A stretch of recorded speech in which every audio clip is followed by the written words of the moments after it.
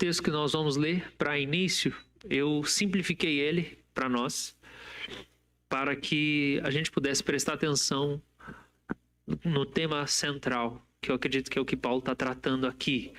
Então, na sua Bíblia, os versículos eles são mais longos, eu coloquei reticências, porque eu quis enfatizar as partes principais desse texto. O tema da nossa mensagem é que o discernimento aumenta o amor, ou discernir aumenta o nosso amor. E é sobre isso que a gente vai falar nessa manhã. E o texto diz assim: vistam-se contra as ciladas do diabo. Porque a nossa luta não é contra o sangue e a carne, mas contra as forças espirituais do mal. Então Paulo está falando para os crentes. Ele está exortando os crentes de Éfeso. Vistam-se. Ele está dizendo para se vestir com a armadura de Deus. Essa é a orientação. Vista-se com a armadura de Deus. Mas por quê? Contra as ciladas do diabo. Porque a nossa luta não é contra carne e sangue. Isso significa pessoas. A luta da igreja não é contra a gente. Mas a nossa luta é contra as forças espirituais do mal. Amém?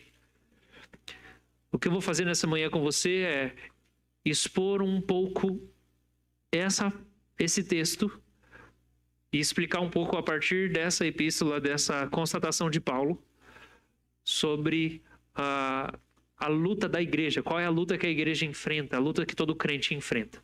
Depois eu vou com você para Mateus 4 olhar para como Jesus venceu Satanás. E depois eu vou citar alguns textos, inclusive daí eu vou pedir para você abrir mais um outro. E no final eu vou te dar uma aplicação prática. A mensagem não é uma mensagem complicada hoje, é uma mensagem simples de como você pode fazer isso, como você pode vencer Satanás para você amar como Jesus amou. Mas antes da gente entrar no próprio texto, eu acredito que eu estou falando nessa manhã para 4 grupos de pessoas. Talvez tenha um quinto, mas no meu coração vieram esses 4 grupos de pessoas. O primeiro grupo de pessoas que está ouvindo essa mensagem possivelmente seja um grupo de crentes incrédulos. Crentes incrédulos. Incrédulos na Bíblia. Com isso eu estou me referindo a crentes céticos. Crentes sob uma influência forte do materialismo, do ateísmo. E eles afirmam crer em Cristo, mas eles ignoram a realidade espiritual descrita no Novo Testamento. Talvez você se encaixe nesse grupo. Você é um crente incrédulo, você é cético acerca das coisas espirituais, de anjos, de demônios, porque você está sob uma forte influência de uma ideologia materialista, ateísta, secularizada, e você tem uma visão de mundo equivocada. Você acha que isso não faz parte do cotidiano. Talvez você acha que isso seja algum exagero. Eu quero dizer para você que isso é um problema que você tem com a doutrina, porque esse é um tema doutrinário do Novo Testamento. Então, não é dispensável um cristão acreditar na realidade de Satanás e dos demônios. Não é dispensável. Não é dispensável. Não é dispensável. Boa parte do ministério de Jesus no Evangelho foi expulsar demônio. E o Novo Testamento, as epístolas estão repetindo vez após vez: cuidado com o laço do diabo, cuidado com os ataques de Satanás. Satanás quer fazer as pessoas naufragarem na fé. E a gente é chamado para vigiar, ou seja, estarmos atentos como cristãos a esse tipo de ação maligna e espiritual que nós estamos sujeitos. Então, não é dispensável. E você precisa abrir o seu coração. Talvez esse primeiro grupo de pessoas diga que prefere uma vida cristã mais, entre aspas, simples. Eu quero para mim é mais simples as coisas. Pode ter uma cara de sabedoria, mas você está negando a Escritura. Você está negando a doutrina, você está negando a palavra de Deus. Na verdade, não tem nada de sabedoria. Na verdade, você já está no laço do diabo. Então, você está fechado para a palavra de Deus quanto a esse assunto. O segundo grupo de pessoas são crentes traumatizados com desequilíbrio. Desequilíbrio em relação a esse tema. Talvez eles já experimentaram convívio com alguém que via demônio em tudo. Tudo era o capeta. E experimentou algum tipo de condução, liderança legalista na sua família. E não pode isso, não pode aquilo, não pode aquilo. Ou talvez na igreja mesmo. Você conviveu com alguém, ou você foi liderado por alguém em alguma igreja, por onde você passou, em alguma denominação, onde você viu excessos e você se cansou do mau uso dessa doutrina. E você está fechado, teu coração está fechado por causa da dor. Mas um dia você já foi aberto. Terceiro grupo de pessoas que escutam essa mensagem é o grupo de crentes ansiosos por experiências espirituais. Eles estão desejosos, sedentos por algo mais. E daí eles não sabem o que orar, e daí eles falam: Deus, deixa eu ver um anjo. Deus, põe um endemoniado na minha frente. Deus, eu quero mais. Ok, esses crentes entusiastas, eles precisam entender que não tem nada mais satisfatório para a alma do que a visão de Jesus. Não tem anjo de luz que seja mais belo do que a glória de Cristo. Não tem experiência de poder, de expulsar demônio, ou ver o diabo se submeter, ou ter uma visão de algum ser celestial que seja superior à revelação do próprio Senhor Jesus Cristo. O seu entusiasmo, a sua espiritualidade, ela precisa ser canalizada para Cristo. É Cristo que você precisa, mais de Cristo. Conhecer mais de Cristo, perceber mais a Cristo, render-se mais a Cristo, amar mais a Cristo, confiar mais em Cristo, provar mais de Cristo, ser mais transformado na aparência do próprio Cristo. É de Cristo que você precisa, se você tem uma fome espiritual que te deixa ansioso por ver demônio ou ver anjo. No entanto, talvez sua fome seja genuína e o Senhor esteja te despertando para você servir melhor ao Senhor nessa área. Em último lugar, a gente tem crentes sedentos por instrução e ensino sobre esses assuntos, porque estão apanhando o capeta. E eles estão cansados: por favor, alguém me ensina o que eu faço, alguém me ajuda, eu não sei o que fazer, está difícil. Não que os outros grupos de crentes não estejam passando por algum tipo de ataque do maligno ou batalha. Pelo contrário. Não existe crente que não passa por batalha espiritual ou por ataques de Satanás. Isso simplesmente não existe. Na verdade, esses que acham que não estão passando ou que não conseguem enxergar, eles estão apanhando mais, porque eles não sabem nem de onde o tiro vem. É bala perdida. Só que, na verdade, se eles ouvissem e prestassem atenção no que a palavra de Deus ensina sobre o assunto, eles poderiam alcançar a maior vitória na jornada espiritual deles. Então, nessa manhã, eu quero te lembrar, independente do grupo que você pertence aqui, eu quero te lembrar de uma coisa. Jesus fez um convite para os seus ouvintes nas Escrituras. E o convite que ele fez, Mateus 11, foi: aprendei de mim. Ele fez um convite: aprenda de mim. Então eu quero te lembrar nessa manhã, Jesus está te convidando. Aprende de mim sobre as coisas que você não entende ou que você pode achar difícil. Aprende de mim. Então eu queria convidar você a aceitar o convite de Jesus. E eu queria convidar você a orar comigo antes da gente entrar na mensagem. Você pode orar aceitando o convite de Jesus de te ensinar o que ele quer te ensinar? Sim? Você põe a mão no seu coração comigo, você pode orar e fala assim: Mestre Jesus. Vamos lá, diga: Mestre Jesus, me ensina o que eu tenho dificuldade de aceitar. Eu abro o meu coração somente para ti. Não para as opiniões do pastor Arthur. Não para a teologia presbiteriana. Mas abro o meu coração para a sua voz, falando nas Escrituras, pelo Espírito Santo. Amém. Vistam-se contra as ciladas do diabo, porque a nossa luta não é contra o sangue e a carne, mas contra as forças espirituais do mal. O apóstolo Paulo está escrevendo aos Efésios E a carta aos Efésios é uma carta com muita substância, muito densa. O apóstolo Paulo condensa muitas ideias em poucas afirmações ao longo de toda a epístola. E ele começa no capítulo 1 falando da eleição de Deus, da ação da graça de Deus, da vocação de Deus.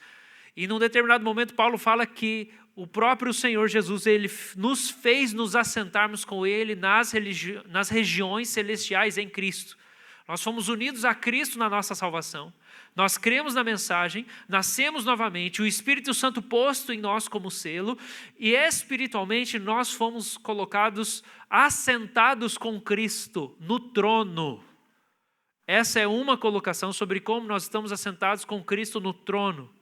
Se você tem dificuldade para entender essa afirmação, você pode ir para Apocalipse 3, que também diz que aquele que vencer vai se assentar com Cristo no trono. E o que ele está falando quando está falando da gente estar sentado com Cristo no trono? E que essa é uma maneira dele descrever a nossa salvação. Ele está falando que estar assentado com Cristo no trono, ou estar assentado nas regiões celestiais, significa que nós temos um novo status. Nós não temos mais o status de pecadores, nós temos o status de redimidos, de salvos. Nós não temos mais o status de órfãos, nós temos o status de filhos. Nós não temos o status mais de rebeldes, nós temos o status de reconciliados. Nós ganhamos uma nova identidade, estamos numa nova posição, mas não só fomos justificados dos pecados, nós também recebemos autoridade no nome de Jesus. E nós lemos esse texto hoje no culto. Jesus reúne os discípulos e fala: eu recebi toda a autoridade no céu e na terra. Por que ele recebeu toda a autoridade? Porque ele venceu todo obstáculo e oponente que existia no céu e na terra. Jesus venceu Satanás, Jesus venceu o pecado, Jesus venceu a morte. E porque ele morreu e ele ressuscitou, e é bom lembrar que a grande comissão é depois da ressurreição, ou seja, ele já tinha vencido tudo mesmo, e ele já tinha ressuscitado. Ele fala, porque eu tenho autoridade sobre tudo no céu e na terra, eu envio vocês, e vocês são participantes dessa autoridade que eu tenho no céu e na terra. Então vocês vão e façam discípulos. Algumas pessoas pensam assim, não, mas essa autoridade é para os apóstolos. Onde que está escrito? Não está escrito. Tá, então se a autoridade é para os apóstolos, por que a grande comissão não é só para os apóstolos? Porque é o mesmo texto. Se a autoridade sobre céu e terra, que Jesus está dizendo que ele tem, e que ele está falando que no nome dessa autoridade, os apóstolos vão fazer discípulos, batizar as pessoas e ensinar a palavra de Deus, se essa autoridade é só para os apóstolos, então a grande comissão é só dos apóstolos. Depois que eles morreram, acabou a grande comissão. Só que essa autoridade é para os discípulos, porque nós estamos assentados nas regiões celestiais em Cristo Jesus. Nós estamos junto com Ele no nome de Jesus. O Espírito Santo nos empodera para fazer as obras de Jesus aqui na terra. E o apóstolo Paulo, avançando na carta, quando ele chega no capítulo 6, ele faz uma declaração. Que a declaração diz respeito a uma resistência, uma oposição que existe contra a igreja do Senhor. Na vida de todo crente, de toda a igreja local, existe um conflito, um embate, uma resistência, uma oposição, um adversário, alguém que luta contra a igreja. Alguém que se coloca entre a igreja e o destino da igreja, o lugar de chegada. Existe um oponente que fica entre o crente e o lugar que Deus quer que o crente chegue. E o lugar que Ele quer que cada crente chegue está aqui revelado na Escritura. É a grande comissão. A vontade de Deus é revelada de muitas maneiras na Escritura, é a santificação. Mas eu quero nessa manhã focar nos mandamentos do Senhor. A grande vontade de Deus para nós é que nós aprendamos a amar. Porque o amor é o cumprimento da lei. Porque os grandes mandamentos são amarmos a Deus de todo o nosso coração. E depois amarmos o próximo como a nós mesmos. Porque o fruto do Espírito é o amor. Porque o amor é o elo da perfeição. Porque o amor é o dom supremo. E não adianta eu fazer nada para Deus se eu não tiver amor. Eu não vou ser nada. O amor é o objeto que é o objetivo nosso, para onde Deus está nos levando, é onde Deus quer, é o lugar da perfeição. Se a gente cresce no amor, a gente é aperfeiçoado. O amor tira o medo de todas as coisas. O amor te enche de coragem. O amor Não tem receios. Será que eu vou ser muito radical se eu fizer isso? Será que eu vou ser muito exagerado? O amor, quando ele enche o seu coração, não tem nada disso. Deus é amor. E no caminho da igreja, para chegar nesse lugar que Deus quer que a igreja chegue, que é amadurecer no amor, para a gente ser como Jesus. Esse é o objetivo da santificação, essa obra do Espírito nos transformando, nos lavando, nos levando a arrependimento. Gente, arrependimento é quando Deus mostra que tem entulho na sua vida e que você tem que arrancar e limpar, igual foi feito lá com a igreja, que estava tudo sujo de lama. Você tem que arrancar esse entulho, essa sujeira, para o Senhor colocar uma coisa aí nesse lugar, que é o amor. Arrependimento é deixar as obras mortas, para que você aprenda a amar com tudo que você é, não só de boca, mas de ato, de ação, com o coração, com o que você é. Então a gente arranca o pecado pelo arrependimento, para o amor criar raiz, para o amor florescer, para a gente dar fruto, para a gente aprender a amar. Essa é a obra de Deus em nós, amém? E o apóstolo Paulo está dizendo, só que no caminho tem um adversário. No caminho tem um oponente, no caminho tem inimigo, no caminho tem uma luta que impede você de aprender a amar a Deus e ao próximo. Primeira coisa que o apóstolo Paulo ensina para nós é que os nossos oponentes não são pessoas difíceis.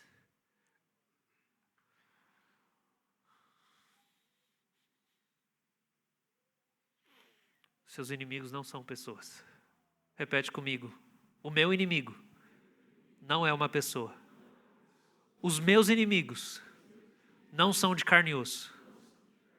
O que atrapalha você de crescer espiritualmente não são pessoas difíceis na sua vida.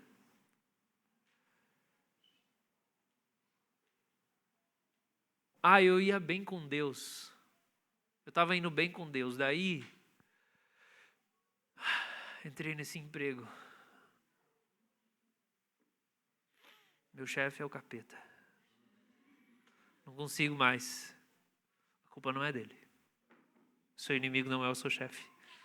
A sua luta não é contra carne e sangue. Estava tudo bem na minha vida.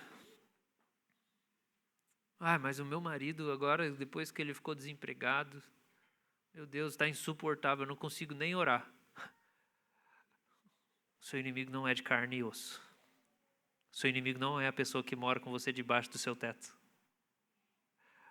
Quem impede você de caminhar não mora debaixo do seu teto. Não é o seu pastor, que ele falta um monte de qualidade e ele tem um monte de defeito. Não é ele que impede você de crescer espiritualmente. O oponente, quem está no meio do caminho entre você e a vontade de Deus, não é humano. Não é gente. Não é alguém difícil na sua vida. Está entendendo isso? Que é isso que Paulo está falando? A nossa luta não é contra carne ou sangue. O que nos resiste no avanço, no progresso espiritual, o que nos resiste não é gente. A gente tem a tendência de achar, eu estava indo bem, mas agora que essa pessoa entrou na minha vida, ficou difícil. Então, na verdade, essa pessoa é a resposta de Deus. Porque agora você vai ter que aprender a amar. E antes você não amava e nem sabia. Agora você sabe. Agora você descobriu. Seu pecado de preguiça estava camuflado, porque sua esposa passa o dia inteiro trabalhando. Agora ela mudou de emprego, ela fica mais em casa. E ela fica falando que você não faz as coisas. Nossa, minha esposa tem que arranjar um emprego, pelo amor de Deus. Não, na verdade, a sua esposa foi posta por Deus para enxergar o seu pecado de preguiça, que você se resistia a se arrepender. E agora está exposto. Aleluia, glória a Deus. Pessoas próximas na nossa vida nos ajudam a nos santificar. Porque aquilo que a nossa consciência não quer reconhecer, e a gente tenta cauterizar a consciência, as pessoas à nossa volta falam. Talvez elas não estão próximas o suficiente. Mas a gente precisa da voz delas. Eu estou particularmente ainda crescendo e vivendo ajustes. Eu e a minha esposa, desde que as nossas filhas nasceram. Gêmeas, 1 ano e 4 meses. E eu fiquei 1 ano e 3 meses tentando manter algumas coisas no lugar. Depois que elas nasceram. Não, isso aqui eu vou proteger. Isso aqui, não, isso aqui eu não vou mudar. Isso aqui precisa estar em ordem. Fracasso. Fracassado. Até a própria disciplina espiritual.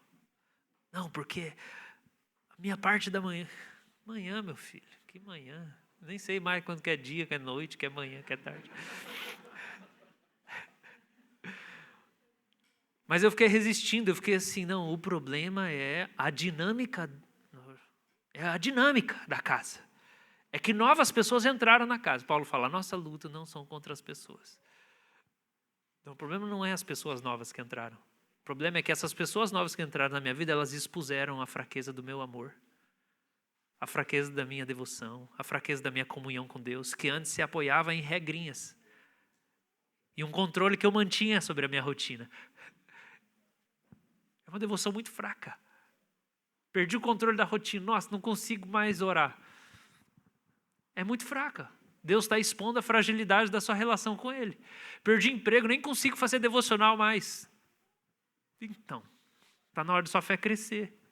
Não pode depender dessas coisas. O Senhor falou no meu coração essa semana, pensando em tudo isso, e faz alguns dias que eu simplesmente tenho desistido. Eu só desisti. Falei, Deus, tá tudo bem, eu vou viver mesmo. Confiança, Jesus que me liga ao Senhor. Quando o Senhor quiser, o Senhor me chama. Quando o Senhor quiser, o Senhor fala comigo. Eu reconheço a falência do meu planejamento, da minha organização pessoal, da minha disciplina. Não tem controle sobre o que eu tive um dia. E foi como se o Senhor falasse no meu coração assim, uma frase.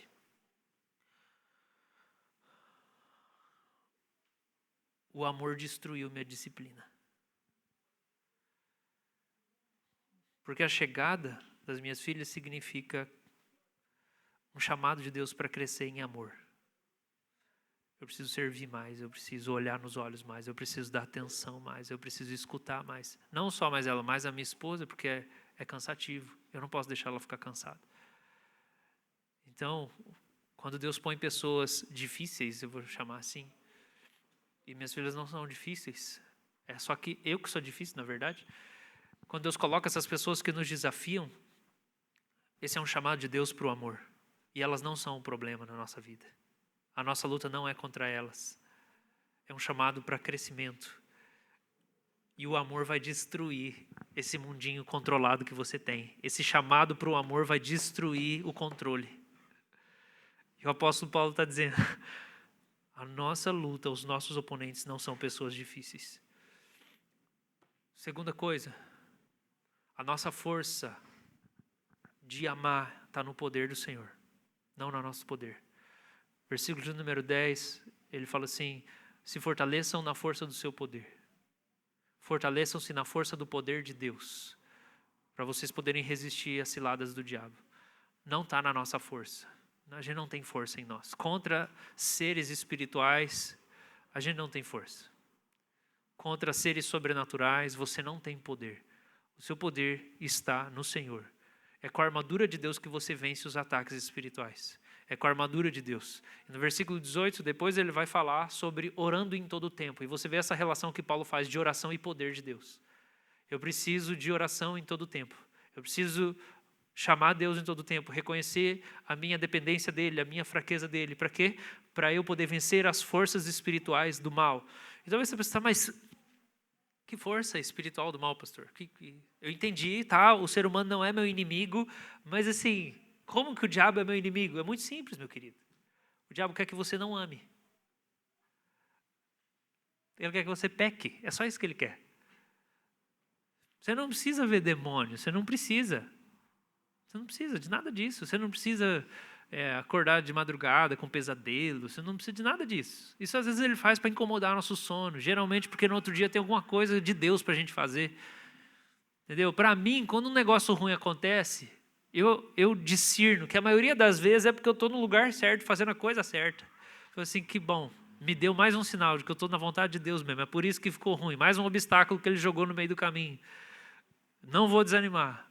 Ficou tudo ruim, acabou o dinheiro, aconteceu isso, bateu o carro, não sei o quê. Fico mais animado. É isso aí, Deus. É isso aí, quer dizer que ele está com medo. Ele está furioso porque o tempo dele é curto, ele está perdendo espaço. E a minha obediência faz o reino avançar. Eu estou no lugar certo, está tudo certo. Veio uma doença, veio um pesadelo, veio uma opressão, veio não sei o quê, alguém falou mal de mim. Já aconteceu com vocês? Alguém já falou mal de você? Às vezes acontece comigo, você acredita? Em toda essa santidade, tem alguém que consegue achar algum defeito. Obrigado, Senhor. É isso aí, obrigado, Senhor. Porque eu sei o quê? Satanás está tentando me atacar. E como que ele quer me atacar? Ele quer chegar no meu coração. O que Satanás quer fazer com o meu coração? Que cilada que ele quer armar comigo? Ele quer romper a minha comunhão com Deus. Ele quer me fazer murmurar ao invés de agradecer. Ele quer me fazer ficar com raiva de pessoas, porque elas fizeram alguma coisa para mim. Eu ficar amargurado com alguém, porque disse isso, porque não fez aquilo. Só que Paulo já deixou claro, os meus inimigos, os meus oponentes não são pessoas. Então quem é o meu oponente? São as forças espirituais do mal. E como é que elas me atacam? Tentando me fazer odiar pessoas. Tentando fazer com que eu me oponha a pessoas, eu critique pessoas, eu acuse pessoas, eu me ofenda com pessoas. Satanás nos ataca tentando contaminar o nosso coração. É isso que ele faz. Ele quer nos colocar uns contra os outros. O diabo significa aquele que divide, que separa. Provérbios fala assim que Deus odeia 6 coisas e a 7ª alma dele abomina. A 7ª coisa é aquele que semeia contenda entre irmãos. Satanás é o odiado de Deus.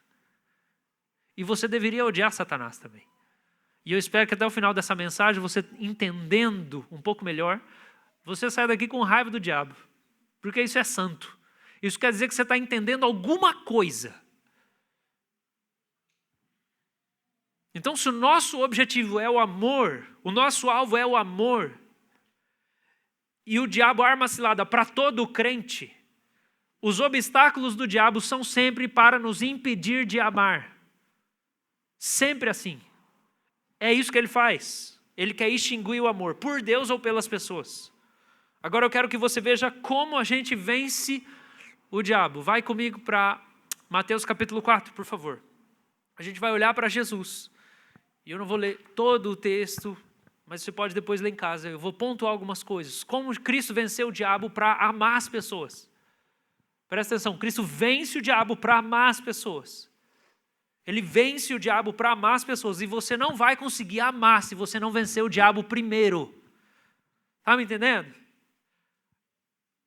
O diabo é o seu oponente no caminho do amor. Não é só o seu pecado.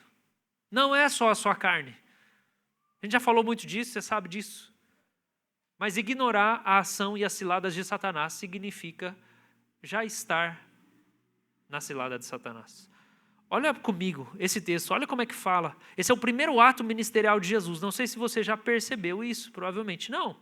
Qual foi o primeiro ato ministerial? Se você olhar, se eu não me engano, é o Evangelho de Marcos.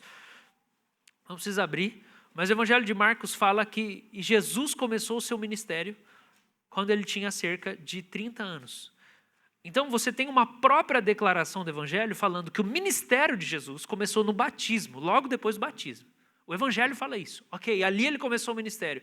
E qual é a primeira coisa que Jesus fez como ato ministerial? Mateus 4:1. A seguir, Jesus foi levado pelo Espírito ao deserto para ser tentado pelo diabo. E depois de jejuar 40 dias e 40 noites, teve fome. O primeiro ato ministerial de Jesus foi fazer batalha espiritual. Ele vai para o deserto enfrentar Satanás. Aí você, não, pastor, o texto não fala isso. O texto fala que ele foi ser tentado. Como é que você acha que a batalha espiritual acontece? O que você acha que é a batalha espiritual? Nós pegamos uma espadinha e nós vamos lá. Batalha espiritual é tentação. Porque Satanás quer fazer com todos os seres humanos aquilo que ele fez com Adão e Eva no jardim. Tentar ao pecado. Jesus, como último Adão, ele vem à terra. E quando ele vai começar o ministério, primeiro ele vai para o deserto e fala assim, deixa eu ir lá. Eu preciso vencer Satanás. E como que ele vence Satanás? Satanás tenta Jesus. E para cada tentação que ele recebe, ele declara a palavra de Deus. E ele vence a tentação. E ele vence Satanás nesses 40 dias. Batalha espiritual diz respeito a uma indução do diabo para te fazer pecar. E como você vence? Resista ao diabo. Resista-lhe firme na fé. Tiago escreve isso para nós. Resista ao diabo e ele fugirá de você. Foi isso que aconteceu. Jesus resistiu a Satanás 40 dias. Satanás fugiu até tempo oportuno. Quando entraria em Judas. E tendo entrado em Judas, Judas entregaria Jesus. Jesus seria crucificado. Depois ele ressuscitaria, sendo vitorioso sobre Satanás mais uma vez. Então a batalha espiritual, ela está no campo da tentação. 2 Pedro 2,19 está escrito assim, aquele que é vencido fica escravo do vencedor. Aquele que é vencido fica escravo do vencedor. Se o pecado vence você, você é escravo do pecado, você está sujeito à indução do pecado. Se Satanás vence você porque ele te induz e te seduz para fazer alguma coisa ou acreditar em alguma coisa, você está escravizado dele. Aquele que é vencido fica escravo do vencedor. Só que o que acontece com Jesus? Ele não cai em nenhuma tentação do diabo, então ele vence o tentador. E depois que ele vence o tentador, o que ele faz? Capítulo 4, versículo de número 13. No 11, Jesus volta do deserto. O diabo deixa Jesus. Porque ele levou uma surra de Jesus. Versículo 12. Jesus vai para a Galileia. Verso 13 fala que Jesus vai morar em Cafarnaum, junto à beira-mar, na região de Zebulon e Naftali. Presta atenção aqui comigo. Como Jesus vence Satanás. Como Cristo vence o diabo. Isso está registrado nas Escrituras, isso está registrado na história da igreja. Deserto é lugar de lutar contra os demônios. Quando você separa um tempo para jejum, para solitude, para abstenção, é um tempo onde você vai vencer Satanás nas coisas que ele está controlando você na sua vida, no cotidiano, que você nem percebe. Separei um tempo, deserto, eu e Deus, vou ficar um dia inteiro sozinho. É dia de vencer demônios. Você vai sentir vontade de fazer um monte de coisa, de comer, de falar, de entreter, de um monte de coisa. E você vai vencer isso, porque você está isolado, você está sem comer. Naquele dia é dia de vencer demônios. Ok? Deserto nas Escrituras significa lugar de combate. Lugar de ouvir a Deus, lugar de vencer o inimigo. Então Jesus sai do deserto depois de vencer Satanás, nos 40 dias de jejum. E quando ele é vencido nas 3 tentações que Adão e Eva também foram tentados, o que acontece é que Jesus vai agora conviver com pessoas. E ele se muda para um lugar onde está cheio de gente. Porque primeiro ele vence o diabo, depois ele está pronto para amar as pessoas. Primeiro ele vence a tentação, agora eu estou pronto para me relacionar com as pessoas, agora eu vou amar as pessoas. E o que vai acontecer quando Jesus vai para o meio das pessoas? Ele vai brilhar a glória do evangelho para as pessoas. Está escrito assim em verso 15, a terra de Zebulon, terra de Naftali, caminho do mar além do Jordão, Galileia dos gentios. O povo que vivia em trevas viu grande luz. E aos que viviam na região da sombra da morte, resplandeceu-lhes a luz. Jesus vence Satanás, que cegava as pessoas, e daí ele vai brilhar a luz do evangelho para elas. Então, existe uma batalha que acontece no privado, no particular. É o primeiro ato ministerial de Jesus. Depois ele vai ter contato com as pessoas. Primeiro ele vai para o discernimento. Existe uma ação maligna. Eu preciso vencer o inimigo. Depois disso, eu vou ter contato com as pessoas. Por quê? Porque as pessoas estão sob a influência de Satanás. E elas precisam ser vencidas. Ele precisa ser vencido. Olha o versículo 16. O povo estava em trevas, viu grande luz. E o verso 17. Daí em diante Jesus começou a pregar e a dizer: arrependam-se, porque está próximo o reino dos céus. Por que primeiro Jesus luta com Satanás para depois pregar o evangelho? Eu vou te falar por quê. 1 João 3,8 fala que aquele que pratica o pecado procede do diabo, porque o diabo vive pecando desde o princípio. Para isso se manifestou o Filho de Deus, para destruir as obras do diabo. Então, por que Jesus confronta o diabo para depois pregar para as pessoas? Primeiro, Jesus confronta Satanás, depois ele vai amar as pessoas. Primeiro, porque o diabo pecou primeiro e induziu os seres humanos a pecarem. Então, quem foi o primeiro pecador? Satanás. Primeiro, Jesus vem para encontrar com ele. Ele vai começar o ministério. Deixa eu começar com quem começou essa bagunça aqui na terra. Quem é a origem? A origem do mal é espiritual. A origem do mal é o diabo. Vamos para ele. Segundo, Jesus vence o diabo primeiro para depois pregar. Por quê? Por que primeiro Jesus vence o diabo para depois pregar o evangelho? Porque as pessoas não conseguem crer no evangelho, porque Satanás cegou o entendimento delas. Então ele precisa dar uma surra no capeta para tirar a venda dos olhos delas. Presta atenção. O nosso evangelho ainda está encoberto para as pessoas às quais o Deus deste século cegou o entendimento, para que não lhes resplandeça a luz do evangelho da glória de Cristo. 2 Coríntios 4:3. O que o apóstolo Paulo está dizendo aqui? A obra de Satanás entre os homens é cegar a visão espiritual, a percepção da glória de Deus na face de Cristo. Antes de Jesus brilhar a luz nas trevas e anunciar o evangelho aos gentios, ele foi lidar com aquele que cegou as pessoas. Vocês estão acompanhando, gente?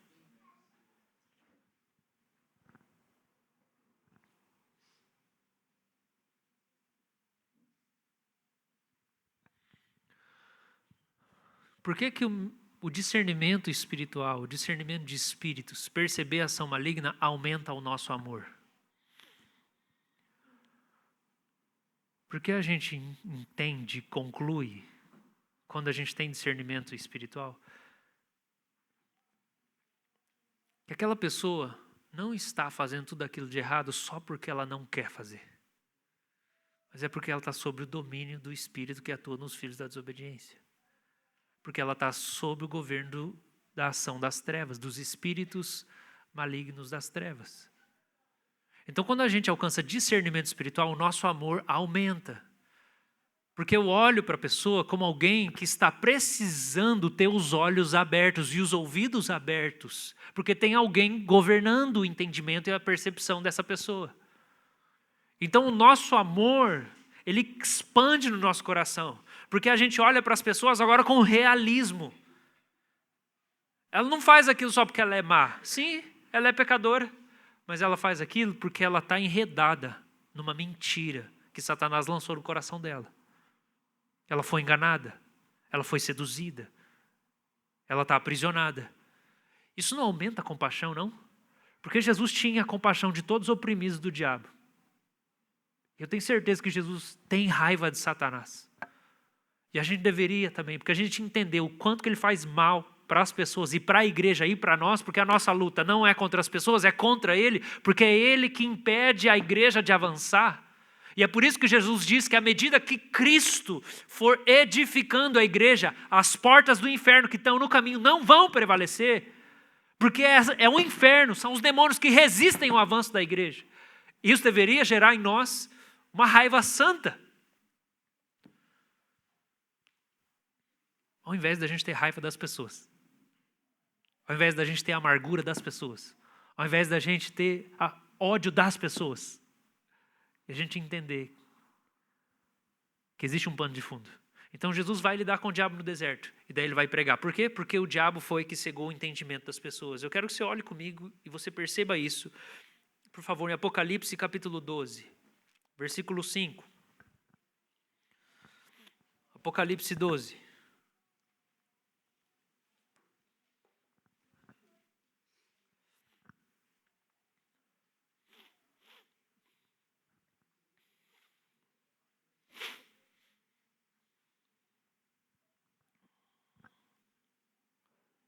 Está falando de uma mulher.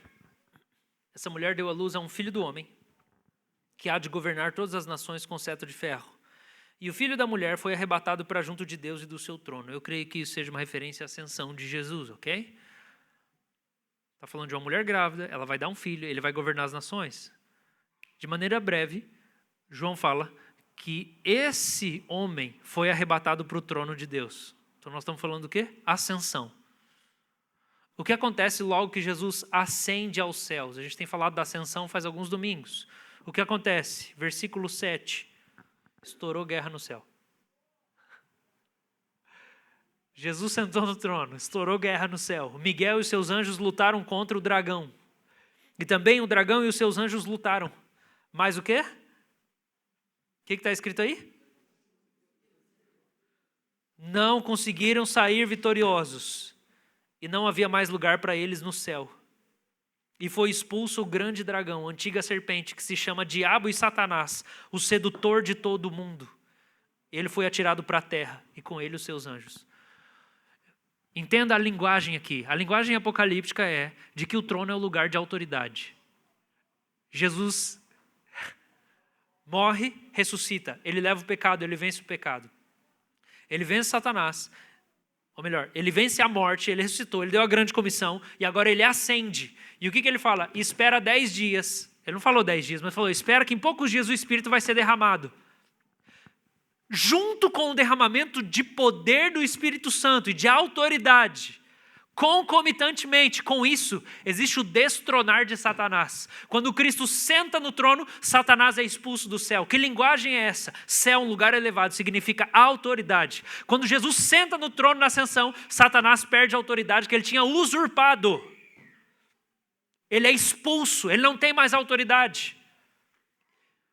E o que ele fazia antes que ele tinha autoridade? O que o texto fala? Qual que era a obra de Satanás? Dragão, antiga serpente, que fazia o quê? Seduzia. Ele era o sedutor do mundo inteiro. Ele cegava as pessoas. Agora ele não pode mais cegar. Por quê? Porque ele perdeu a autoridade. Jesus expulsou ele do lugar de autoridade. Quem que tinha dado autoridade para Satanás, gente? Adão no Éden. Ele deu autoridade para Satanás. Ele era o príncipe desse mundo, porque ele tinha usurpado. Quando Cristo vem como o último Adão, ele toma as chaves do inferno, ele toma a autoridade sobre todas as coisas, e ele fala, Satanás, acabou para você. Acabou seu tempo. Cristo senta no trono, Satanás perde a autoridade. E depois que Satanás perde a autoridade, versículo de número 10. Então ouviu uma voz forte do céu proclamando, agora veio a salvação, o poder, o reino do nosso Deus e a autoridade do seu Cristo. Por quê? Porque foi expulso o acusador dos nossos irmãos, o mesmo que acusa de dia e de noite diante do nosso Deus. A ação foi perdida, Satanás foi expulso do tribunal. Eles estão todos inocentados. E você não tem mais autoridade. O que acontece quando Satanás é expulso do céu? O que vem? A salvação, o poder, o reino, e olha só que importante aqui, a autoridade do seu Cristo. Vem tudo num pacote. Por que vem tudo isso junto, gente? Porque Satanás cegava as pessoas para não verem a glória de Deus na face de Cristo. E agora que Satanás perde a autoridade, as pessoas podem ver a Cristo e se converter ao Evangelho. Ele era o sedutor de todo mundo, mas agora todo mundo está ouvindo, de todas as nações, a pregação do Evangelho. E o mundo inteiro está se convertendo. Por quê? Porque aquele que cegava perdeu a autoridade. Então eu quero que você perceba essa dinâmica. Jesus vence Satanás antes de amar as pessoas. Jesus vence Satanás antes de anunciar o Evangelho. Jesus luta com Satanás, as forças espirituais do mal, antes de ir em direção às pessoas.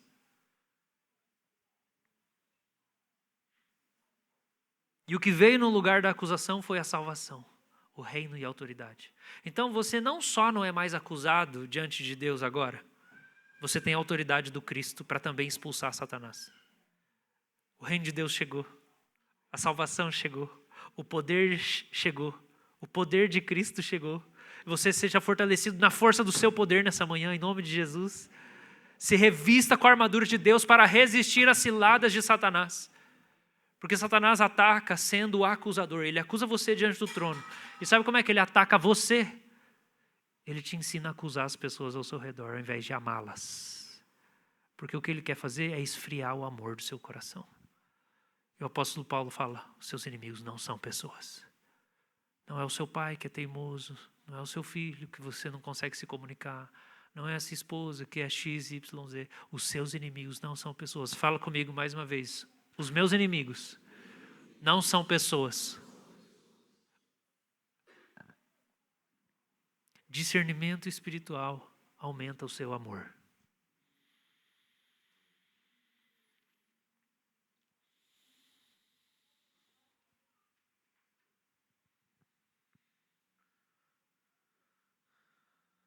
Como que a gente vence Satanás na prática?